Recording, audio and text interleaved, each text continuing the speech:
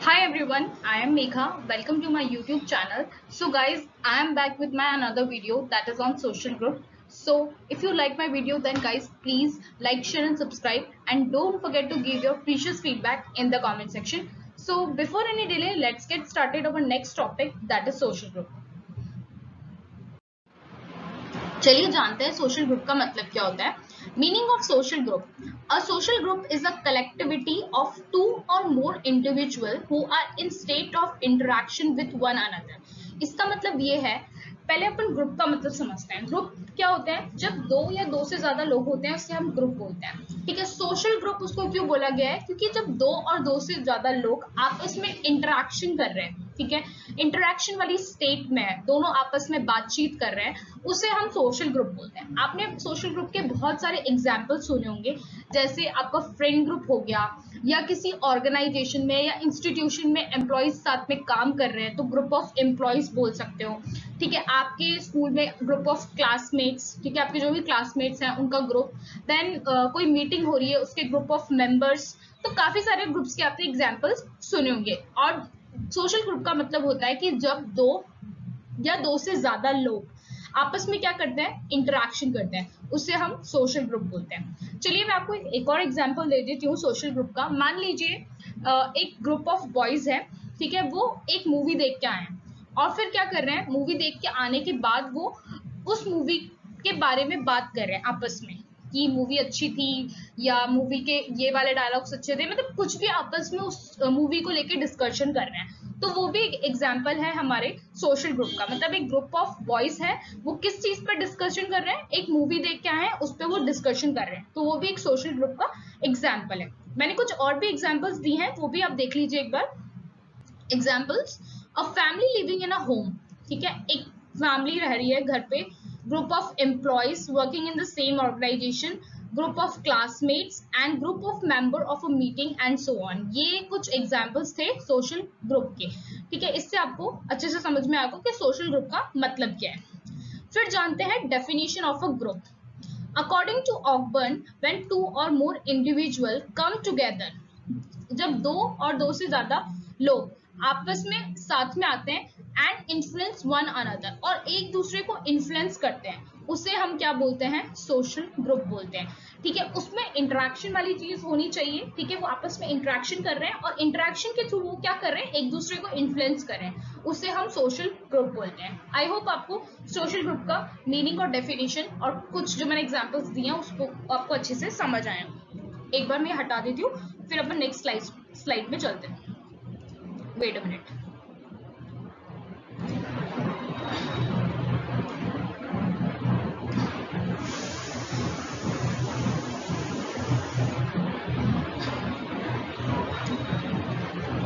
चलिए अब जानते हैं आगे कैरेक्टरिस्टिक्स ऑफ सोशल ग्रुप.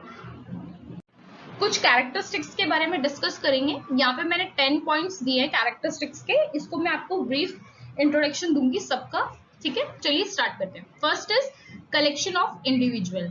इसका मतलब क्या है कि आपको मैंने सोसाइटी वाले चैप्टर में भी ये चीज बताई थी कि कोई भी सोसाइटी, कम्युनिटी ह्यूमन बींग्स के बिना नहीं बन सकती, यानी पीपल्स के बिना नहीं बन सकती. तो ग्रुप भी ऐसी ही चीज है ना कि सोशल ग्रुप क्या है? जब इंडिविजुअल नहीं होंगे, यानी कलेक्शन ऑफ इंडिविजुअल नहीं होगा, क्योंकि एक इंसान मिलके सोशल ग्रुप नहीं बना सकता. सोशल ग्रुप में एटलीस्ट 4 जने तो होने ही चाहिए, तब जाके वो सोशल ग्रुप बनता है. ठीक है, और वो आपस में इंटरेक्शन कर रहे हैं, एक दूसरे को इन्फ्लुएंस कर रहे हैं. तो कलेक्शन ऑफ इंडिविजुअल होना जरूरी है, एक इंसान मिलके सोशल ग्रुप नहीं बना सकता.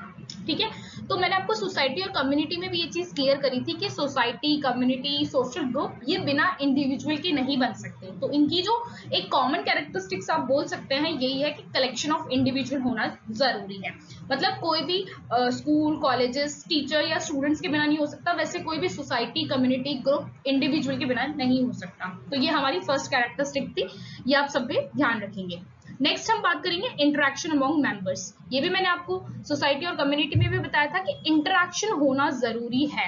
आपस में आपका ग्रुप है, आपका फ्रेंड ग्रुप है, अगर उसमें इंटरेक्शन वाली चीज नहीं हो रही है तो भाई आप किस बात के फ्रेंड्स हो? ठीक है, अगर 4 फ्रेंड्स का ग्रुप है, अगर आप उसमें एक दूसरे से बातचीत ही नहीं कर रहे हैं तो फिर वो ग्रुप ही नहीं कहलाएगा ना.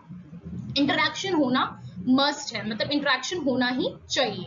बात करेंगे फिर म्यूचुअल अवेयरनेस की। म्यूचुअल अवेयरनेस मतलब एक जब किसी भी लोगों का ग्रुप है तो वो एक दूसरे से अवेयर है ना। जैसे मान लीजिए 5 फ्रेंड्स का ग्रुप है, आप एक दूसरे के नाम जानते हैं, एक दूसरे के बिहेवियर जानते हैं, मतलब आप एक दूसरे को लेके अवेयर है, तभी तो आप ये चीज जानते हैं। अगर मैं आपसे पूछूं कि आपके उन 5 फ्रेंड्स का नाम क्या है, तो आप अवेयर है तभी तो आप उनके नेम जानते हैं। ऐसा थोड़ी है कि मैं आपसे पूछूंगी तो आप बोलेंगे मुझे तो मेरे फ्रेंड्स के नेम ही नहीं पता। ठीक है, आप अवेयर हैं, उनके बिहेवियर को जानते हैं, किसी को गुस्सा ज्यादा आता है, किसी को कम आता है। ठीक है, कोई सिंसियर सा है आपके ग्रुप में, कोई बड़ा हंसमुख सा है, तो वो सब चीजें हैं। तो वो कैसे है, अवेयरनेस के थ्रू है कि आप अवेयर है अपने ग्रुप में कि कौन कौन से लोग हैं, उनका नेचर कैसा है, उनका बिहेवियर कैसा है। नेक्स्ट हम बात करेंगे वी फीलिंग की। वी फीलिंग का मतलब यहाँ पे क्या है, वी फीलिंग का मतलब यहाँ पे है कि आप एक दूसरे के लिए एक अपनापन महसूस करते हैं। मतलब अगर 5 फ्रेंड्स का ग्रुप है और आप एक दूसरे के लिए कुछ चीज फील ही नहीं कर रहे हैं, ठीक है, मतलब मान लीजिए आपको वो कुछ बोल रहा है, आपको बुरा ही नहीं लग रहा है, या आपकी वो तारीफ कर रहा है तो आपको कुछ अच्छा नहीं लग रहा है, तो फिर वो वी फीलिंग वाली चीज आप लोगों के ग्रुप में है ही नहीं, मतलब एक अपनेपन वाली चीज नहीं है। मान लीजिए अगर आपके ग्रुप में से किसी एक बंदे की या बंदी की तबीयत खराब हो जाती है और आपको कुछ फील ही नहीं हो रहा है उसके लिए, तो फिर आपके ग्रुप में वी फीलिंग वाली चीज नहीं है ना, क्योंकि वी फीलिंग ऐसा होता है कि आपको अपने लोगों के लिए फील होता है कुछ, ठीक है, वरना आप अगर कुछ फील नहीं कर रहे हैं एक दूसरे के लिए तो फिर वो आपके ग्रुप में वी फीलिंग वाली चीज नहीं है, यानी अपनेपन वाली चीज नहीं है। नेक्स्ट हम बात करेंगे ग्रुप यूनिटी की। अगर आपके ग्रुप में रोज की लड़ाई हो रही है, ठीक है, आप एक दूसरे से लड़ रहे हैं, या कभी कोई मुसीबत आ जाए और आप एक दूसरे को छोड़ के चले जाते हैं, तो फिर आपके ग्रुप में यूनिटी नहीं है ना। जैसे बहुत सारे ग्रुप में अगर लड़ाई होती है, ठीक है, मान लीजिए कोई इंस्टीट्यूशन में कोई ग्रुप है, एम्प्लॉयज का ग्रुप है, उनके आपस के बीच में बहुत ज्यादा लड़ाई होती है, तो उनके बीच में क्या बोलते हैं अपन, यूनिटी नहीं है। यूनिटी नहीं होती है तभी तो लड़ाइयाँ होती हैं, क्योंकि ऐसा होता है कि लोग एक दूसरे को के बारे में कुछ फील ही नहीं कर रहे हैं, तो फिर वो एक साथ कभी रहेंगे ही नहीं। कोई प्रॉब्लम आ जाएगी तो वो एक साथ फेस भी नहीं कर पाएंगे, क्योंकि आपस में उनकी नहीं बनती है, तो ग्रुप यूनिटी वाली चीज तो होगी ही नहीं। ठीक है, नेक्स्ट हम डिस्कस करेंगे कॉमन इंटरेस्ट, बट उससे पहले मैं एक बार ये हटा देती हूँ।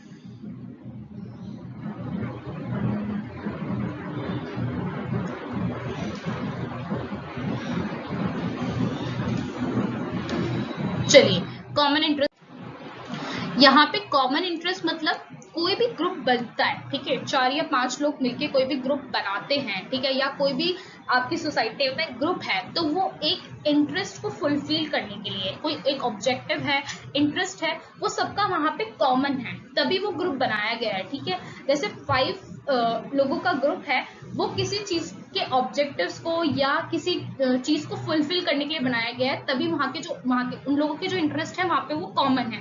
ठीक है, मान लीजिए मैं आपको एग्जांपल देती हूँ, बहुत सारे ग्रुप्स होते हैं, रिलीजियस ग्रुप्स हो गए, एजुकेशनल ग्रुप्स हो गए, रेशियल ग्रुप्स हो गए, नेशनल ग्रुप्स हो गए। ये क्यों बनाए जाते हैं, ये इसलिए बनाए जाते हैं कि इनको एक ऑब्जेक्टिव फुलफिल करना है, और वहां पे लोगों का इंटरेस्ट क्या है, कॉमन है, सब एक जैसा ही सोच रहे हैं, ठीक है, और सब लोग एक साथ ही जुटे हुए हैं उस ऑब्जेक्टिव को पूरा करने के लिए। ठीक है, तो नेक्स्ट हमारा था कॉमन इंटरेस्ट।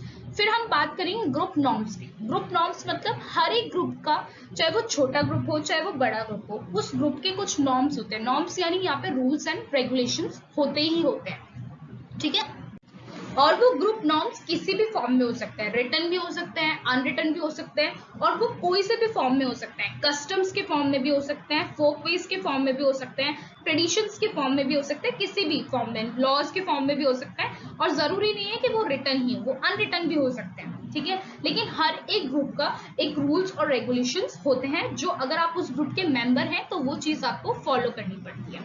ठीक है, जैसे हम लोग कॉलेज में पढ़ाते हैं तो हमारा एक ग्रुप है, वहां के जो रूल्स एंड रेगुलेशंस हैं वो हम सभी को फॉलो करने पड़ेंगे। ठीक है, अगर आपको वहां पे काम करना है तो आपको ये रूल्स एंड रेगुलेशंस वो पहले से बता देते हैं कि हमारे ये इंस्टीट्यूशन के रूल्स एंड रेगुलेशन है, ये आपको फॉलो करने पड़ेंगे, तो उसे हम बोलते हैं ग्रुप नॉर्म। बात करते हैं साइज ऑफ द ग्रुप की। साइज ऑफ द ग्रुप में मतलब बड़ा साइज भी हो सकता है, छोटा भी हो सकता है, मतलब जरूरी नहीं है कि जो सोशल ग्रुप है वो स्मॉल ही होते हैं, वो बिग भी हो सकता है। मान लीजिए अगर वो 2 मेंबर्स का ग्रुप है, यानी सिर्फ उसमें हस्बैंड और वाइफ है, तो उसको हम क्या बोलेंगे, डायड। ठीक है, dyad group, DYAD, DYAD D, dyads group, ठीक है। जैसे दो ही लोगों का ग्रुप है उसको हम बोलते हैं डियाज ग्रुप, ठीक है। देन बिग ग्रुप्स भी हो सकते हैं, जैसे पॉलिटिकल पार्टीज है, ठीक है, पॉलिटिकल पार्टीज तो क्या हो गया, बिग ग्रुप में आ गया। फिर बात करेंगे हम स्टेबिलिटी। स्टेबिलिटी का मतलब यहाँ पे है कि ग्रुप स्टेबल भी हो सकते हैं, अनस्टेबल भी हो सकते हैं, परमानेंट भी हो सकते हैं, टेम्परेरी भी हो सकते हैं। जरूरी नहीं है कि हर एक ग्रुप परमानेंट हो, ठीक है, वो टेम्परेरी भी हो सकता है। टेम्परेरी के मैं अगर आपको कुछ एग्जांपल्स दूं तो जैसे क्राउड, भीड़ भाड़, मॉब, ऑडियंस, स्पेक्टेटर्स, ये सब एकदम टेम्परेरी ग्रुप है। मान लीजिए कोई मैच चल रहा है, वहां पे लोग उसको देखने के लिए आए हैं, तो इट्स अ टेम्परेरी ग्रुप, क्योंकि जैसे ही मैच खत्म होगा वो वहां से चले जाएंगे, तो वो एक टेम्परेरी ग्रुप हो गया। और जो परमानेंट ग्रुप्स हैं, ठीक है, जैसे पॉलिटिकल पार्टीज हो गई, ये परमानेंट ग्रुप है कि मतलब हमेशा रहेंगी वहां पे, ऐसा नहीं है कि खत्म हो जाएगा, एक पार्टी है अभी है तो फिर दूसरी आएगी, मतलब वो परमानेंट वाली चीज है। तो ये दोनों तरीके से हो सकता है, stable and unstable and permanent and temporary. Okay, next हम बात करेंगे ग्रुप्स आर डायनेमिक। डायनेमिक का मतलब कि वो स्थिर नहीं रहते हैं, चेंज होते रहते हैं। डायनेमिक मतलब चेंज, हमेशा चेंज होते रहेंगे। जैसे उन ग्रुप में कैसा भी चेंज आ सकता है, स्लो भी आ सकता है, फास्ट भी आ सकता है, ठीक है। तो चेंज कैसे हो रहा है, जो ओल्ड मेंबर्स थे they are die, then new members are born. जैसे जो ओल्ड मेंबर्स हैं वो जिनकी डेथ हो गई, देन फिर न्यू मेंबर्स ऐड हो गए, whether due to the internal और एक्सटर्नल प्रेशर और फोर्सेस, मतलब जो भी चीजें हैं, ठीक है, इंटरनल प्रेशर की वजह से या एक्सटर्नल प्रेशर की वजह से ग्रुप्स में चेंजेस आते हैं, ठीक है। चाहे वो स्लो हो चेंजेस, चाहे फास्ट हो, पर चेंजेस आते हैं, ठीक है। कभी कुछ इंटरनल और एक्सटर्नल प्रेशर होता है तब चेंजेस आते हैं, ठीक है, लेकिन चेंजेस आते हैं ग्रुप में, चाहे वो स्लो हो या फास्ट हो। ये कुछ थी 10 कैरेक्टरिस्टिक्स आपकी सोशल ग्रुप की। आई होप आपको ये अच्छे से समझ आई है। नेक्स्ट अब हम बात करेंगे क्लासिफिकेशन ऑफ सोशल ग्रुप, ठीक है। चलिए देखते हैं कि वो क्या होता है। चलिए अब डिस्कस करते हैं टाइप्स ऑफ ग्रुप्स, ठीक है, या क्लासिफिकेशन ऑफ ग्रुप, कुछ भी बोल सकते हैं। On the basis of contact, किसने दिया है, CH कोले ने दिया है। फर्स्ट हम बात करेंगे प्राइमरी की और फिर सेकेंडरी की। प्राइमरी ग्रुप कौन से होते हैं, अब ये समझिए। प्राइमरी ग्रुप्स वो होते हैं जिनमें आपकी direct face to face relationship होती है, जहां पे आप डायरेक्टली लोगों से कांटेक्ट में आते हैं। जैसे मैं अगर आपको एग्जांपल दूं तो आपका नेबरहुड हो गया, आपकी फैमिली हो गई, जहां पे आपका रिलेशनशिप कैसा है, फेस टू फेस है, जिनसे आप डेली मिलते हैं, ठीक है। ये जो प्राइमरी ग्रुप है इनका साइज क्या है, छोटा है, स्मॉल है, ये एक लिमिटेड एरिया में रहते हैं, और यहाँ पे जो आपके रिलेशन है वो डायरेक्ट है और पर्सनल है, ठीक है। और जो इनका इंटरेस्ट है वो एकदम जनरल है, वो मतलब खुद के बारे में नहीं सोचते हैं, वो दूसरे लोगों के बारे में ही सोचते हैं, ठीक है, स्पेसिफिक नहीं है, जनरल है। यहाँ पे आप डेली मिलते हैं, आपका रिलेशन पर्सनल है, ठीक है, डेली बातचीत होती है आपकी, तो प्राइमरी ग्रुप साइज में भी छोटे होते हैं। अगर हम सेकेंडरी ग्रुप की बात करें तो ये इनसे जस्ट अपोजिट हो जाएगा। कैसे, सेकेंडरी ग्रुप मतलब जहां पे आपके जो रिलेशन है वो डायरेक्ट नहीं है, इनडायरेक्ट है, फेस टू फेस रिलेशनशिप बिल्कुल पॉसिबल नहीं है। क्यों, सेकेंडरी ग्रुप के अगर मैं आपको एग्जांपल्स दूं तो जैसे लाइन क्लब्स हो गया, रोटरी क्लब्स हो गया, या ट्रेड यूनियंस हो गया, पॉलिटिकल पार्टीज हो गया, यहाँ पे जो आपके रिलेशन है वो बिल्कुल भी डायरेक्ट नहीं है, इनडायरेक्ट है, क्योंकि आप इनसे रोज नहीं मिलते हो।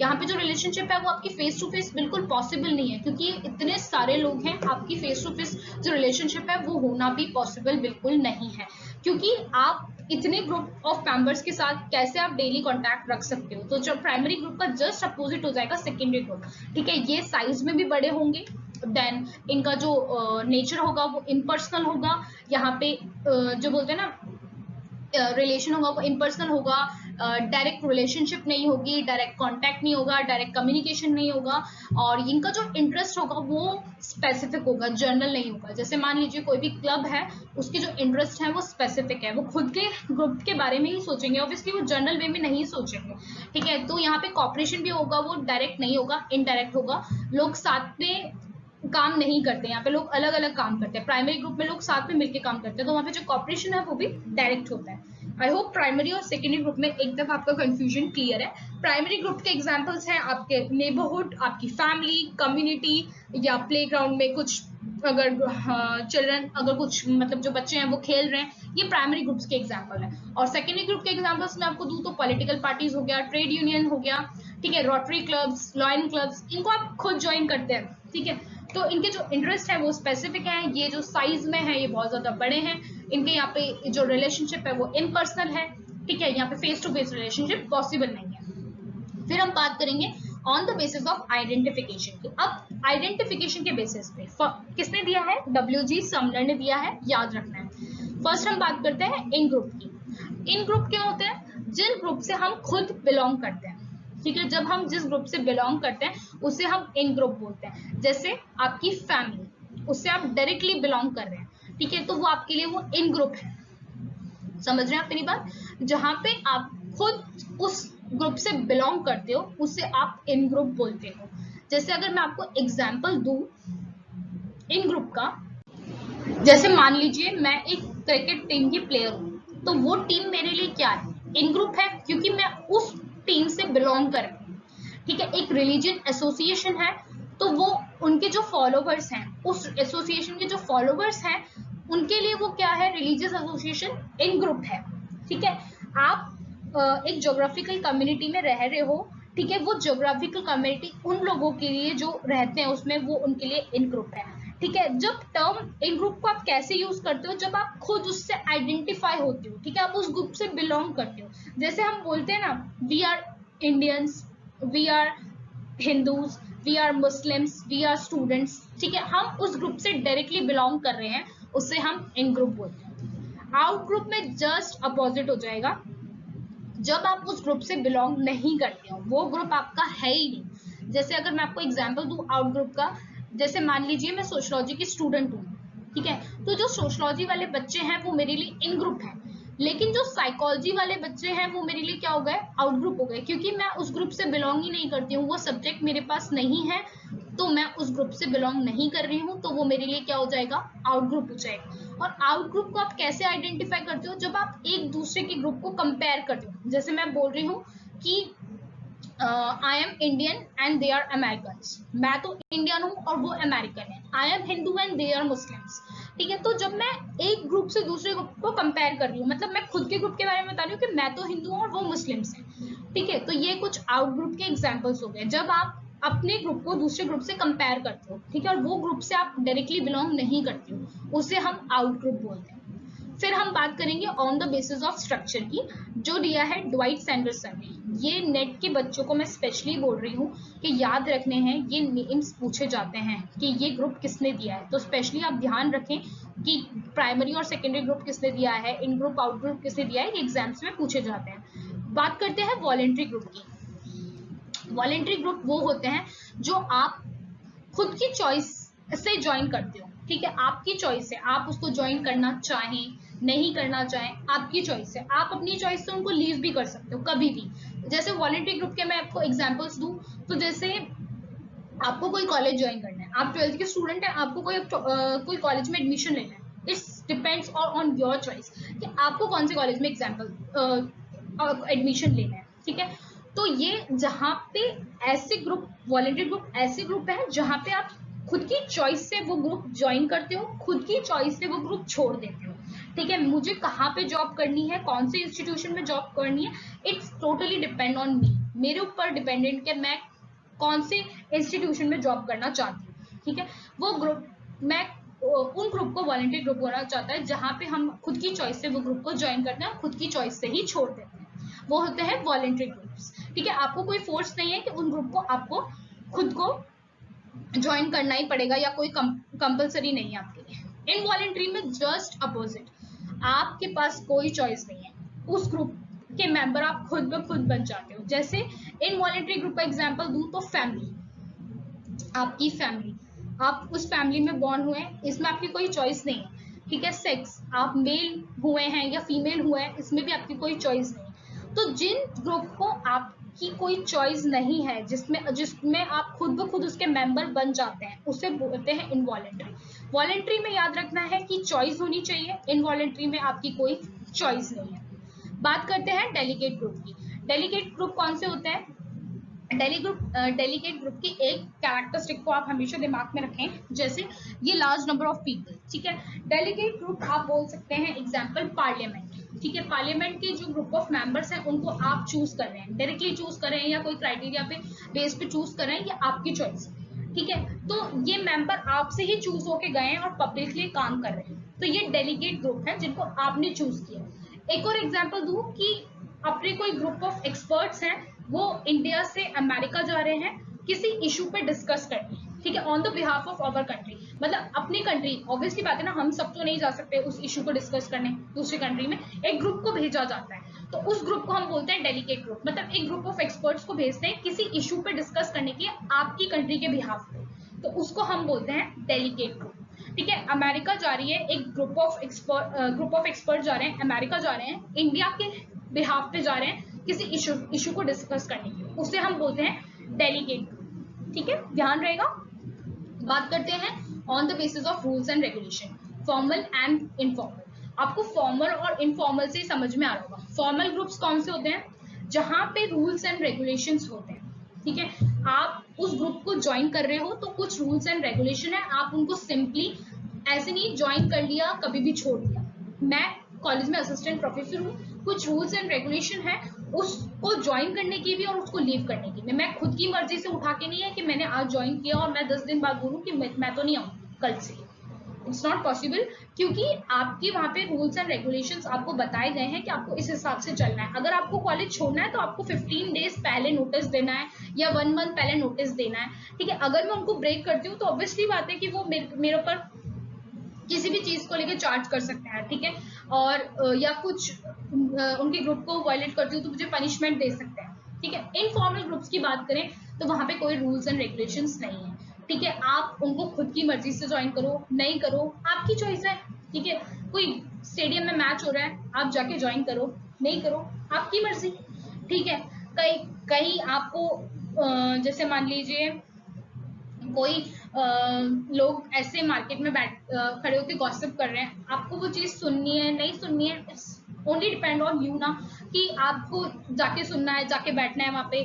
ठीक है, तो ये आपकी चॉइस है, आप उनको कभी भी लीव कर सकते हो कभी भी आ सकते हो। इनफॉर्मल ग्रुप में आपको कोई रूल्स एंड रेगुलेशंस फॉलो नहीं करने पड़ते हैं। ठीक है, तो फॉर्मल और इनफॉर्मल से नेम से हमें समझ में आ जाता है कि फॉर्मल्स में रूल्स एंड रेगुलेशंस होंगे और इनफॉर्मल में नहीं होंगे। अगर आपको मैं फॉर्मल ग्रुप्स के एग्जाम्पल दूं तो जैसे मान लीजिए कोई ऑर्गेनाइजेशन हो गया, बैंक हो गया, हॉस्पिटल हो गया, या कोई एजुकेशनल इंस्टीट्यूशंस हो गए, ये फॉर्मल ग्रुप के एग्जाम्पल हैं जिनको रूल्स एंड रेगुलेशंस हैं, जब आपको उनको ज्वाइन करना है तब भी और छोड़ना है तब भी। और इनफॉर्मल ग्रुप्स की बात करूं तो जैसे मान लीजिए कोई प्लेग्राउंड में बैठ के बच्चे गॉसिप कर रहे हैं, आप जाके उनको सुनना चाहते हो तो आपकी चॉइस है, नहीं सुनना है तो भी आपकी चॉइस है, आप जब जाके बैठो जब जाके छोड़ के आ जाओ, कोई यहाँ पे रूल्स एंड रेगुलेशंस नहीं है। ठीक है, मान लीजिए कोई पब्लिक एक जगह इकट्ठी हुई है, कोई जोकर कोई सर्कस दिखा रहा है या कुछ भी कर रहा है, ठीक है, तो क्या कर रहे हो वहां पे, आप जाके उस ग्रुप को ज्वाइन करो नहीं करो, इट्स डिपेंड्स ऑन यू ना।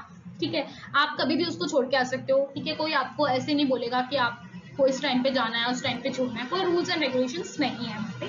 ठीक है, तो यही थे हमारे types of group. I hope आपको अच्छे से समझ में आया, मैंने आपको बिल्कुल सिंपल लैंग्वेज में समझाया है। ठीक है, यहाँ पे कुछ भी मैंने एग्जाम्पल्स ऐसे टिपिकल नहीं दिए हैं जिससे आपको समझ में नहीं आए, एकदम सिंपल एग्जाम्पल्स दिए हैं।